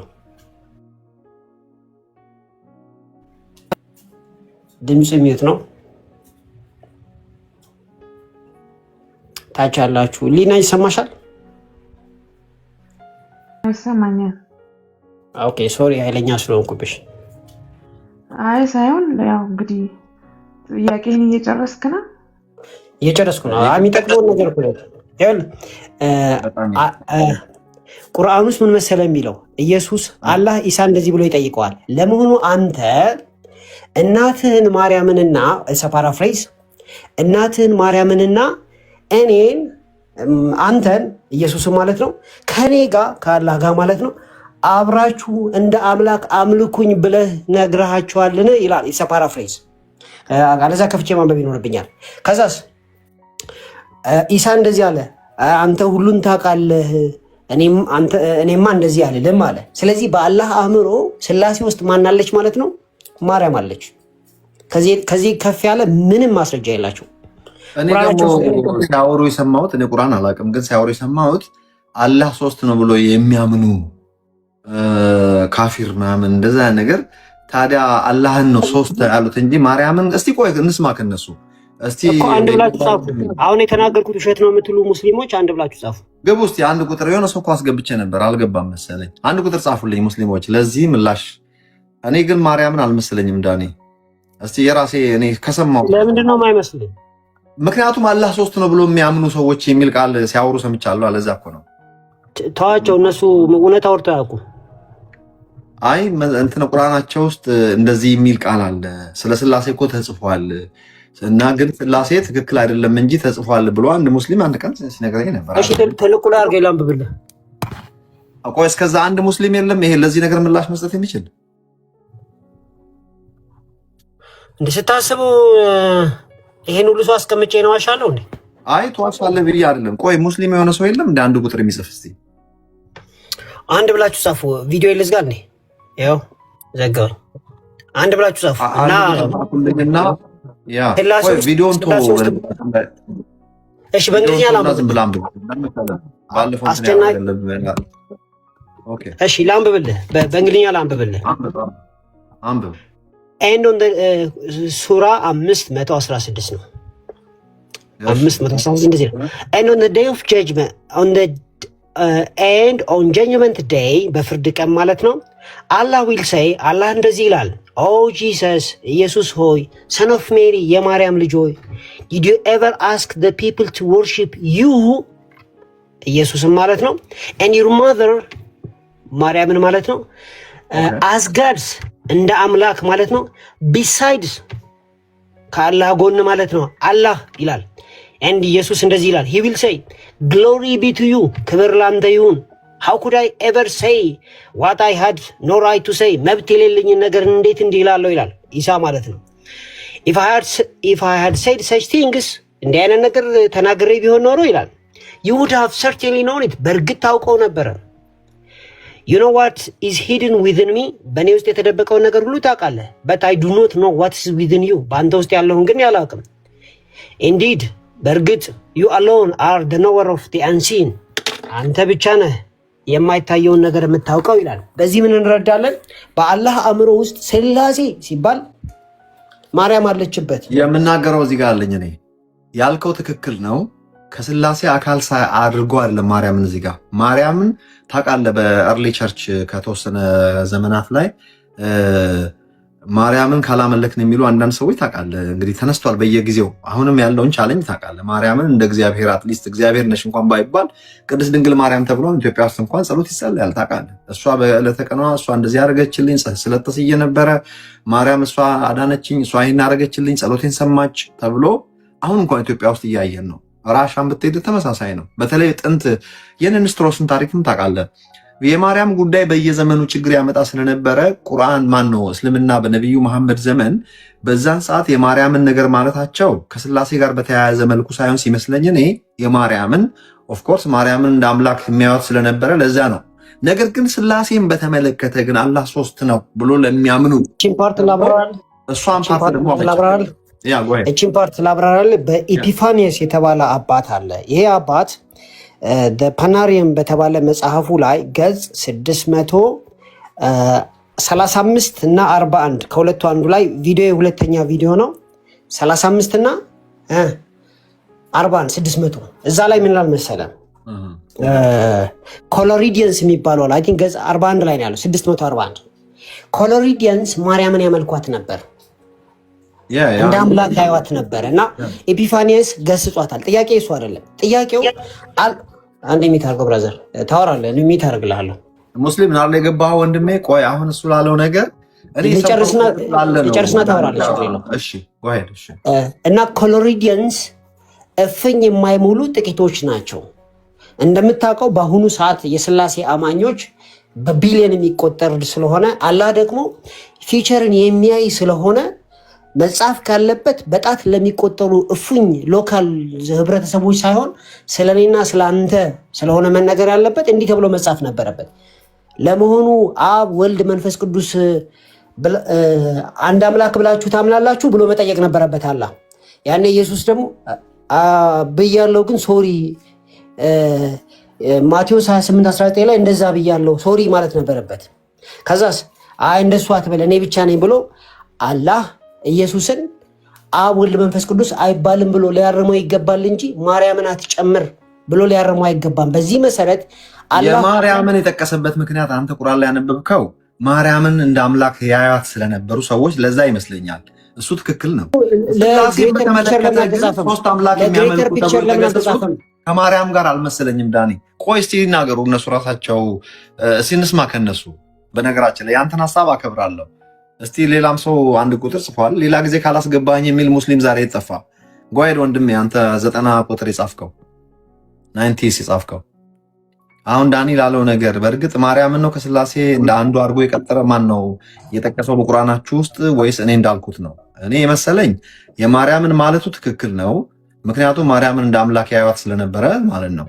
ነገር ግን እዚህ ጋር ሶስት አምላክ የሚያመልኩ ተብሎ የተገሰጹ ስላሉ በቀጥታ ማርያምን የሚጨምር አልመሰለኝም። እሱ ነገር ለእኔ ነው የምለው የሰማሁት።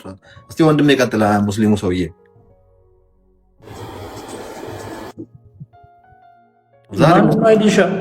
ሰላም ሰላም። ሀይልሻ ማኛው እንዴት ነህ? አማን ነው? የኔ ማኛ እዚህ የለም። አንተ አይ እኔ በጣም አድናቂ ነኝ። በጣም ነው የምወድህ። እኔም አድናቂ ነኝ። በአንተ ትምህርቶች ብዙ ሰዎች ተለውጠዋል፣ ተቀይረዋል።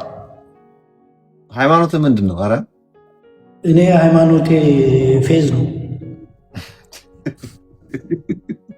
ሙስሊም ብትል ይሻል ነበር።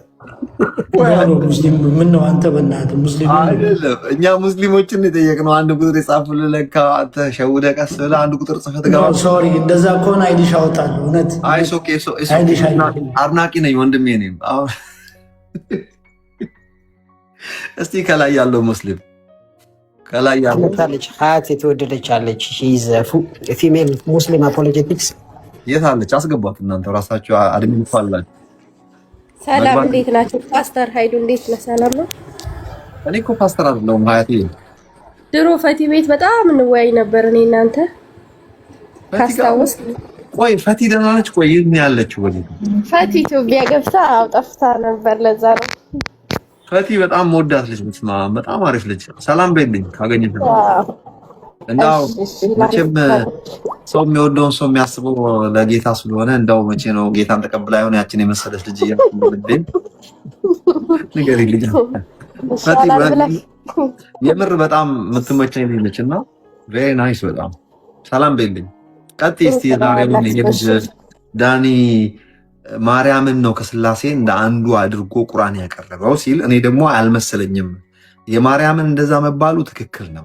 ምክንያቱም ማርያምን እንደ አምላክ ያያት ስለነበረ አንዳንድ ጊዜ አንዳንድ ዝም ብሎ ሮንግ የሆነ አስተሳሰብ ያላቸው ስላሴን በተመለከተ ግን አላህ ሶስት ነው ብሎ ስለሚያምኑ ሰዎች እኔ እንደዛ ነው የሰማሁት።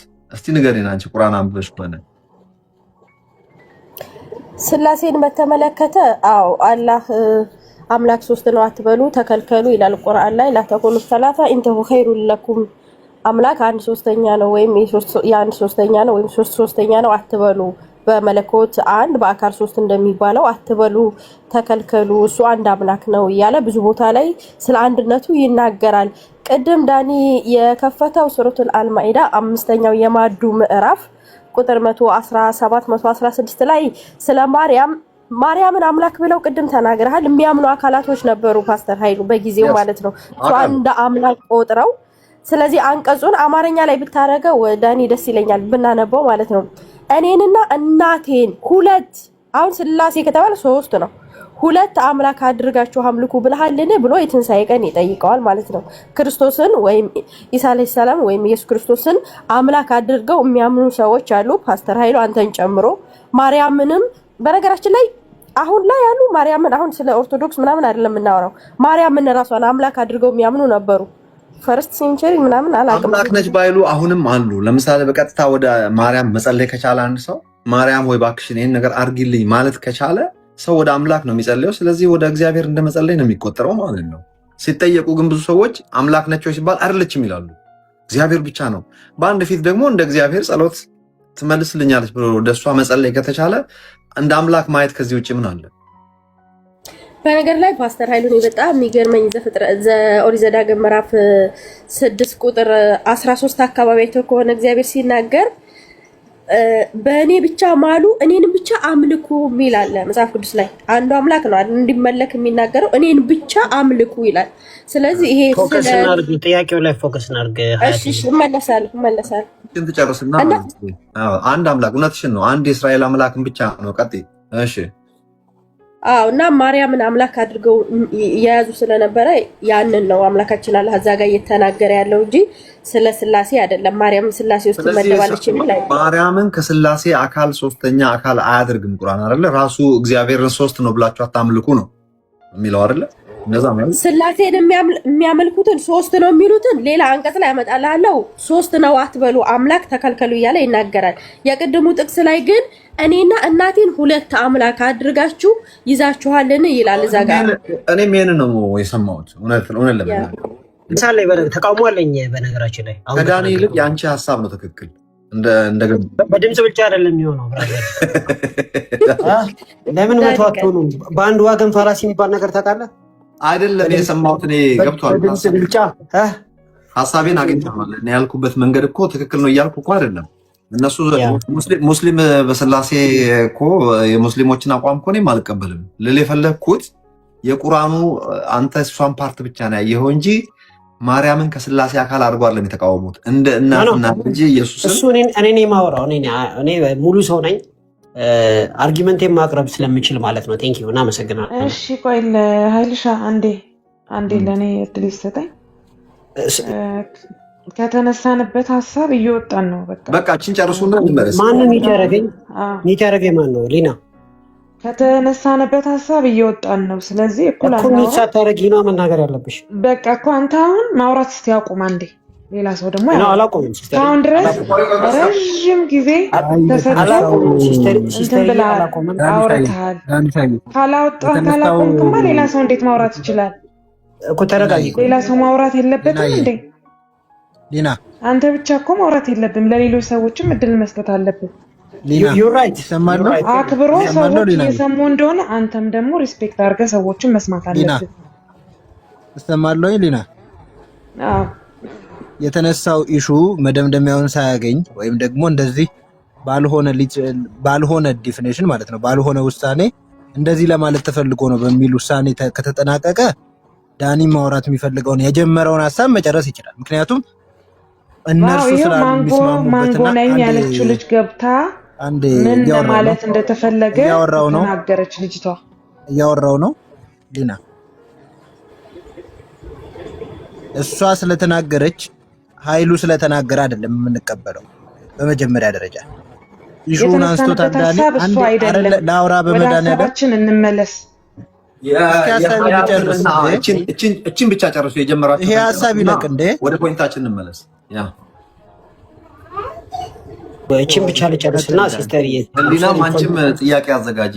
የሰውን ጥያቄ አንቺም ልክ እንደ ዳኒ ብትጠይቂኝ ደስ ይለኛል። ለምን ክሊር አፕ ለማድረግ ማለትም ብሎ ጥያቄ ለሚፈጠርባቸው ብዙ ስም ማጥፋት ብዙ ነገር ስላለ ማለት ነው። ወይ ቴክኒካሊ እኔ እውነቱን ለመናገር አይዲሻ አንተን ያለህን ነገር በግልጽ አማርኛ እንድታስቀምጥ ነው እንጂ ያደረኩት አላወራውም ሲጀመር ማለት ነው። ወደ ዋናው ፖይንት ልምጣና ሀያት ምን አለች?